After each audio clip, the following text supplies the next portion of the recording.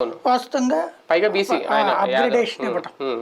కాబట్టి ఇక్కడ తనను నమ్ముకుంటున్నాడు, తన పేరును నమ్ముకుంటున్నాడు, కులాన్ని నమ్ముకుంటున్నాడు. మెయిన్ రాజకీయ ఏది సోషల్ ఇంజనీరింగ్ నమ్ముతున్నాడు.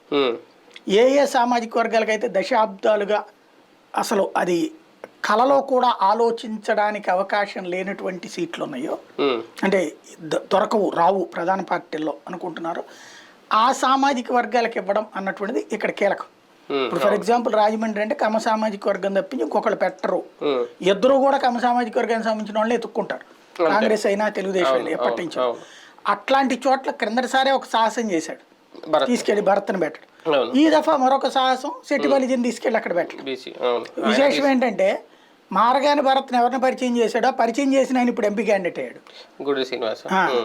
మార్గాని భరత్ తీసుకెళ్లి అతన్ని పరిచయం చేసిందట జగన్కి. ఇప్పుడు అతనికి సీట్ వచ్చింది, ఇతను లేదు, ఇతను వేరే ఎమ్మెల్యేగా ఇచ్చారు. అట్లాగా ఇక్కడ ఆ వ్యక్తి పేరు ఇప్పుడు ఒక బొత్స సత్యనారాయణ, ఒక పెద్దిరి రామచంద్రారెడ్డో, లేకపోతే ఇట్లా ఒక ఫెమిలియర్ పేర్లోళ్ళనే పెట్టడం అన్న కాన్సెప్ట్ ఈ దఫా లేదు. చాలా మంది కొత్త ముఖాలు, లేదంటే గనక సామాజిక సమీకరణాల రీత్యా తీసుకొచ్చి పెట్టాడు. దాన్ని ఈనాడు, ఆంధ్రజ్యోతి కానీ వీళ్ళేం ప్రొజెక్ట్ చేస్తున్నారు, వాళ్ళ అనుకూల మీడియా అంతా కూడా అభ్యర్థులు దొరక్క ఎవరిని పడితే వాళ్ళని పెడుతున్నాడు అన్నటువంటిది ప్రొజెక్ట్ చేస్తున్నారు. జగన్ ఏమంటాడు, అది సోషల్ ఇంజనీరింగ్